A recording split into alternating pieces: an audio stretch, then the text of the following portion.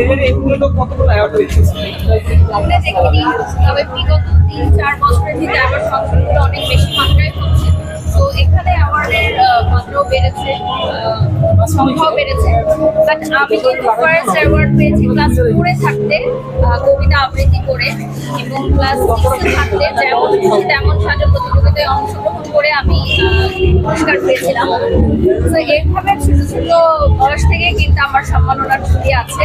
তো এখন রিসেন্ট যেহেতু আপনারা আছেন, ক্যামেরায় ফোকাস হয়, প্রচার হয় বেশি, তাই মনে হয় এখন অনেক বেশি পাই। এখন কিন্তু অনেক কিছুই প্রচারে চলে আসে যে অ্যাওয়ার্ড বাণিজ্যের কথা বলে।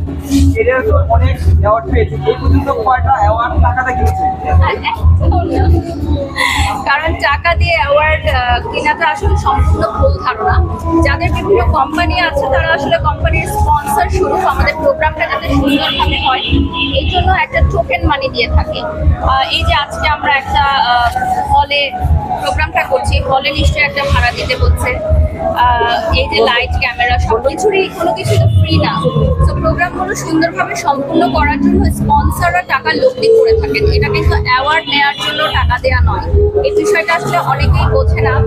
সেলিব্রিটিস যারা আছেন, তারকা যারা আছেন, অতিথি যারা আছেন, বা আমার মতো যারা ব্র্যান্ড প্রমোটার আছে, তারা কিন্তু টাকা দিয়ে অ্যাওয়ার্ড কিনে না। হ্যাঁ, কিনতে পারে যারা হচ্ছে নতুন আছে, নতুনদের মধ্যে হয়তো হতে পারে যে আমি অ্যাওয়ার্ড পাচ্ছি না। যদি অযোগ্যরা কখনো অ্যাওয়ার্ড নেয় তাহলে সেখানে আপনি বুঝবেন যে এখানে কোনো প্রতারণা হয়েছে, বা অযোগ্যরা যখন অ্যাওয়ার্ড পাচ্ছে তখন সেটা আপনি ভাবতে পারেন যে হয়তো টাকা দিয়ে কিনা হচ্ছে। বাট আমি কখনো দেখিনি বা আমি কখনো করিনি। আচ্ছা, বারিশা হক যেহেতু একজন ব্র্যান্ড প্রমোটার, উনি প্রমোশনের কাজ করেন কমার্শিয়াল, সেক্ষেত্রে কি কখনো ফ্রিতে কার প্রমোশন করেছেন বাট স্বার্থ ছাড়া? হ্যাঁ, ক্যারিয়ারের শুরুর দিকে ফ্রি বলবো না, তখন যেটা হতো যে গিফট করতো বা একটা কনভেন্স দিত।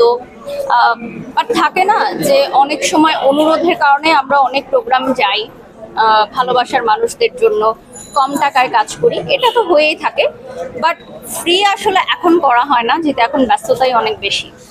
আচ্ছা, অনেক সময় ফেসবুকে আপনাকে দেখা যায় খুব করে রাগ উগরে দিতে বা আফসোসের কথা উল্লেখ করতে, তা বারিশা হক এগুলো কিভাবে চেপে রাখে? আগে চেপে রাখতাম, এখন একটু বলি, কারণ আমার মনে হয় সবার জানা উচিত। আমরা যে সেক্টরে কাজ করি, এত পরিমাণ মেন্টাল স্ট্রেস যায় আমাদের উপর দিয়ে, এত পরিমাণ মানসিক শক্তি রাখতে হয় আমাদেরকে কাজের জন্য, শারীরিকভাবে মানসিকভাবে এত শক্ত থাকতে হয়। যেমন আমার উপর অনেক ব্র্যান্ডের ইনভেস্ট করা আছে আগামী 4 বছর 5 বছরের জন্য। তো আমাকে তো সুস্থ থাকতে হবে, এই জন্য আমি আমাকে কিন্তু সুস্থ রাখার জন্য অনেক চেষ্টা করি।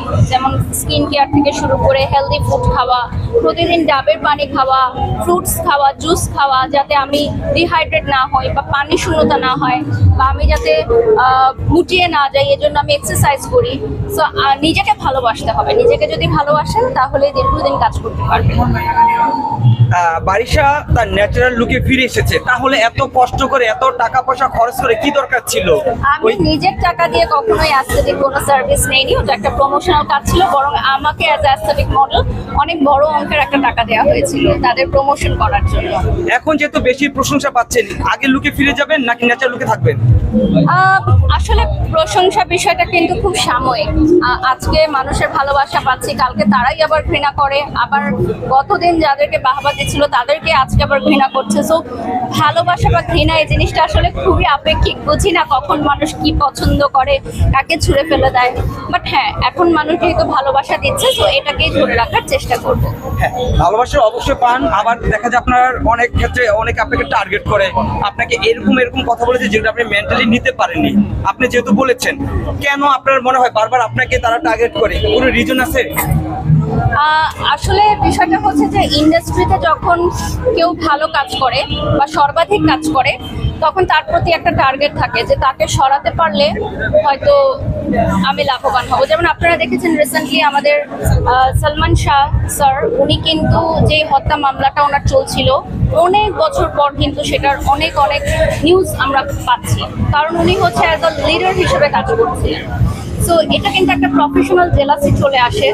সো আমি নিজেও হত্যা হুমকি পেয়েছি, আমি এবং চিত্রনায়িকা বুবলি, আমরা দুজনেই দুটো প্রোগ্রামে, একটা প্রোগ্রামে না, দুইটা প্রোগ্রামে আমরা হত্যা হুমকি পেয়েছি। সো হয়তো আপনাদের মধ্যে অনেকে জানেন, সেটা অনেক সাংবাদিক ভাইদের সাথে আমি শেয়ার করেছি, বাট আজকেই এটা বলছি। আমার কাছে মনে হয় আর্টিস্টদের এই ধরনের মেন্টাল প্রেশার দেওয়া, বা হয়তো এটা জাস্ট একটা হুমকি ছিল, কিছু না, কারণ আমরা তো সাকসেসফুলি প্রোগ্রামটা কমপ্লিট করে এসেছি। এবং আপনারা দেখেছেন যে একটা প্রোগ্রামে আমাকে চিত্রনায়িকা বুবলিকে কিন্তু একটা স্লোগানও দেওয়া হয়েছিল, সেটাও কিন্তু একটা প্রি প্ল্যান ছিল। এটা সম্পূর্ণরূপে একটা প্রি প্ল্যান ছিল যে আমরা এই কাজটা করব। সো কি হয়েছে, বুবলি আপু তো বুবলি আপুর কাজ করছে, আমিও আমার কাজ করছি। সো রিজিক এবং সম্মান এমন একটা জিনিস যে কেউ এটাকে নষ্ট করতে পারে না। অনেকের সাথে কাজ করেন, অনেক কাজ করেন, তারপরে কেন মনে হলো আপনি আর বুবলি একসাথে কাজ করতে গিয়ে আপনি এবং বুবলি দুজনে হত্যার হুমকি পেয়েছিলেন? জানি না, এটা আসলে অনেক চিত্রনায়িকার সাথেই তো কাজ করেছি, এটা যেহেতু প্রথম অভিজ্ঞতা, তো আমি আসলে জানি না, এটা ডিটেলস নিয়ে আসলে কথা বলতে চাই না, কারণ কথা বলতে গেলে এটা আইনগত পর্যায়ে চলে যাবে। সো আমি এবং বুবলি আপু এবং সাথে গৌতম সাহা দাদাও ছিলেন ওখানে, আরেকজন সাংবাদিক ভাইও ছিলেন, নামটা আমি উল্লেখ করতে চাচ্ছি না। সো আমাদের সবারই একটা ইয়া ছিল যে আচ্ছা আমরা এটা নিয়ে কথা বলবো না, আজকে অনেকদিন পর বললাম, কারণ রিসেন্টলি এটা একটা নিউজেও এসেছে, বিভিন্ন কন্টেন্ট ক্রিয়েটররা এটা প্রচার করছে, তো এই জন্য আসলে বলা। আপনি আরেকটা বিষয় যেটা জানতে চাচ্ছিলাম সেটা হচ্ছে, অনেক ঘটনা ঘটলে বা কোনো আপনার সহকর্মী ইনফ্লুয়েন্সার হোক, ব্র্যান্ড প্রমোটর হোক বা উদ্যোক্তা হোক, হ্যাঁ, তাদের যদি কোনো রকম নেগেটিভ কিছু আসে সেই জায়গায় প্রথমেই নাকি আপনি খোঁচা মারেন, কথাটা কি সত্যি?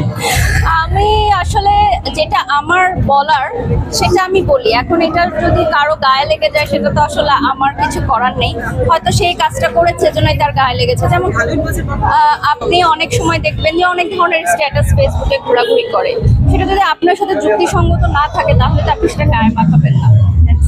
Thank you so much. ঠিক আছে।